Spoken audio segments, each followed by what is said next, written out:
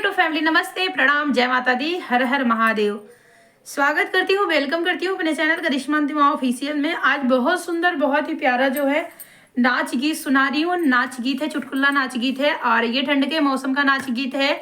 मतलब दिसंबर का महीना चल रहा है और हिंदी में बोले तो अगहन का महीना चल रहा है, तो फिर उसी पर का नाच गीत है और बहुत ही न्यू है। अभी जस्ट हम लोगों ने बनाया है, चुटकुला नाच गीत है।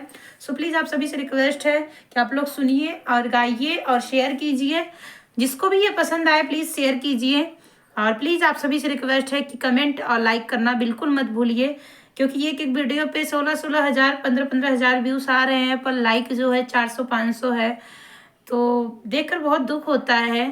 कम से कम 16 हज़ार पे तो 15 जो है हज़ार नहीं तो 10-12 हज़ार तो लाइक आना चाहिए, लेकिन एकदम कम लाइक आता। सो प्लीज़ आप सभी से विनम्र रिक्वेस्ट है, आप लोग लाइक कर दिया कीजिए, रिक्वेस्ट है आप सभी से। और ठीक है, अब आप लोगों को गाना सुनाते हैं चुटकुला नाच की, तो आप लोग सुनिए, फिर कमेंट करके बताइए कैसा लगा आप सभी को। कोहिरा पड़ी गया राजा गहनवा में, कोहिरा पड़ी गया राजा गहनवा में, अगहनवा में, अगहनवा में, कोहिरा पड़ी गया राजा गहनवा में, कोहिरा पड़ी गया राजा गहनवा में, कोहिरा पड़ी गया राजा गहनवा में। एही को हिरवा में सासू जी हेराई गई, एही को हिरवा में सासू जी हेराई गई, सासू जी हेराई गई, सासू जी हेराई गई।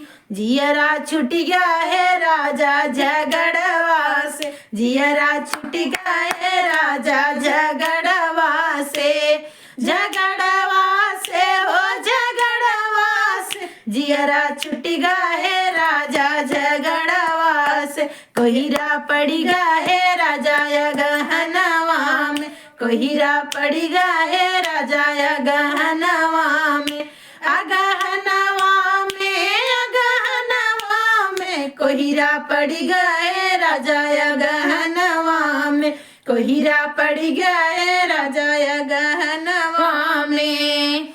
एही को हिरवा में जठनी जी हेराई गई, एही को हिरवा में जठनी जी हेराई गई, जठनी जी हेराई गई, जठनी जी हेराई गई।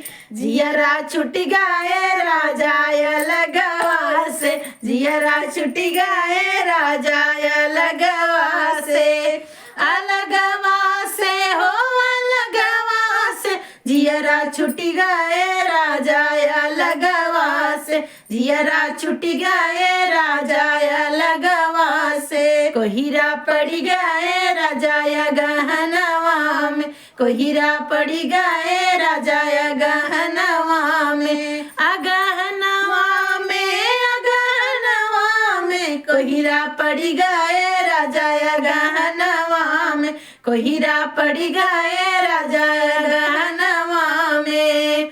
एही को हिरवा में ननदी जी हेराई गई, एही को हिरवा में ननद जी हेराई गई, ननद जी हेराई गई, ननद जी हेराई गई।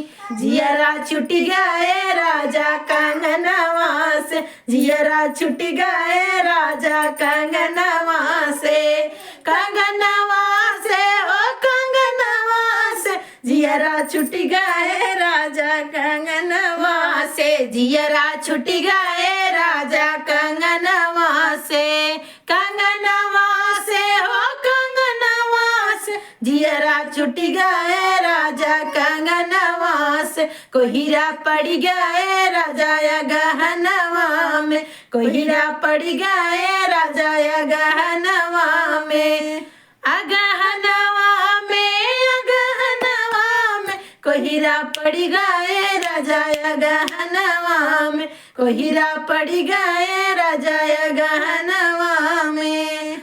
तो आप सभी लोग से विनम्र रिक्वेस्ट है कि आप लोग हमारे सभी गीत को फुल वॉच करके सुनिए। और हर प्रकार का गीत है, सोहर गीत, उठान गीत, विवाह पर का, बन्नी बन्ना, नाच गीत, सभी गीत हैं। सो प्लीज़ आप लोग हमारे चैनल को ज़्यादा से ज़्यादा प्यार दुलार आशीर्वाद दीजिए और हमारे चैनल को ज़्यादा से ज़्यादा शेयर कीजिए। और रिक्वेस्ट है आप सभी से, आप लोग कमेंट करके जरूर बताना ये गाना आप सभी को कैसा लगा।